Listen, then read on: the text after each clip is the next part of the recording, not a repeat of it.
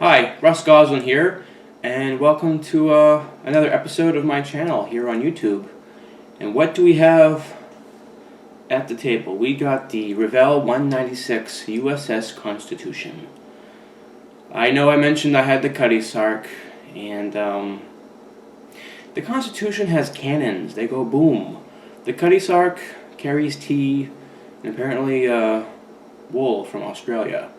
So, cannons, tea, I go with the cannons. I'm a history guy. Not that I won't build a Cuddy Sark, I do, and I'm just making a jest of it. But I want to play with the Constitution. Not only does it have cannons that go boom, but I only live about an hour away from where it was originally built and where it has been stationed for some many decades. So, ironically, or not, the real USS Constitution is being overhauled over here in the Northeast for some repairs and other things. So I don't think I'll be able to see it this summer. I don't know. There's rumors it may be available for viewing in the spring, but I'm not sure. I'll have to check the website. If it is, I'll definitely go take a visit and do some filming for my subscribers. Anyway, so here we are. And it's pretty cool. I'm doing a lot of modifications with it. It's definitely an oldie, but a goodie. And there's plenty of information all over the known galaxy, whether it be magazines, books, or online discussions and forums. A lot of my modifications are going to be adapted from other ship model builders from other forums that I've been watching and asking questions. One of them is going to be the, we have the gun deck here, the first row, the bottom row, and, it's just got a plastic hull, and it's very thin. So one gentleman on a forum decided to use styrene stripping to actually thicken the bulwarks, the walls of the hull, to give it a little bit more accuracy, a little bit more depth, and it just gives a nice sense of realism. And I'm just going to kind of do a similar feature, and I've already started it. You can see this white trim all here. That's all part of the planking of the bulwarks, and it looks nice on the inside, but it also looks good on the outside, the exterior, because now when you look at the gun ports, you can really see the depth and thickness of the bulwarks in the hull. That's going to look really sharp, especially with some the trim painting that's going to go on there. I believe I'm going to try using some sort of red or maroon, which will go nice because I think there's also a nice off-white or a tan dark yellow strip that goes along the entire edge of the gun ports. So very exciting. It's very tedious work, but so far it's not laborious. I don't feel exhausted or mentally strained. It's all very simple. Cut and glue, cut and glue, cut and glue. Do a little sanding, maybe a little bit of filler, but that's commonplace with our hobby in model building. The great headaches will probably be the rigging and the masts, trying to get alignment, but that's probably a year away.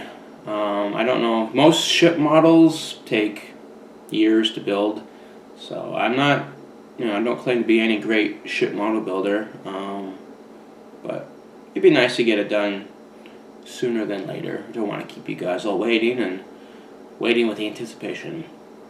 What other things are going to happen? The gun deck itself, it comes in 3 pieces.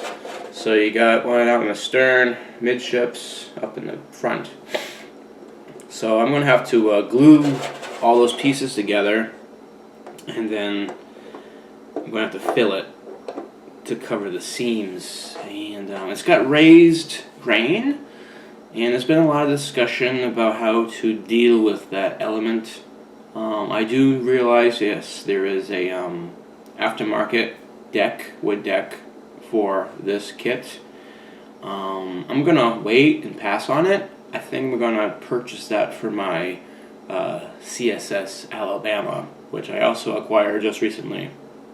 Which when I compare the decks, the Constitution deck is very simple. I can just scribe in the wood planks with a scriber and a straight edge. It's all very straight, very simple. The Alabama's deck is a lot more complicated. There's a lot more equipment and circles and things on molded in. So I think I might spend my money on that instead. Also, the Alabama has some great aftermarket stuff. All the cannons you can get through an aftermarket company, which is pretty cool. Not much exists for the Constitution as far as aftermarket stuff. Yes, you got the wood deck. There is some photo etch that's available in very limited and scarce supplies. I believe it's the Blue Jacket. It's a major wood ship model building organization for ship model builders, and they have a wood ship at 1/96 scale, and it does come with some photo etch if you can get the kit. But from what I've heard, it's really a rare item these days. So I may consider it, I may not. Because it'd be nice to get some of the gratings. I don't know if you'd be able to see it, but there's definitely some gratings and stuff. I should be able to get something to mimic it through regular companies that make photo etch. That's basic material. So yeah, and other than that, the other aftermarket, well, it's not aftermarket, but I'll definitely be using the, I think Model Expo. It's another shipwright model company, and they produce all sorts of like dead eyes and chocks and rigging line. So I'll definitely be using their resources to enhance the kit. We'll see how that goes. That's still way off in the future. I'm still just working on the decks and the hull, and scratch building some of the cannons a little bit, kind of modifying all that stuff. So there's a lot to do here. So I don't want to overwhelm all of you and overwhelm myself. That would not be good. So I think today I got my day off, so I'm going to go buy some carriage bolts. One thing I noticed, it has some serious, there's a little bit of warpage, and one fellow on a forum took some carriage bolts and slid them through the gun ports just to kind of bring in the hull.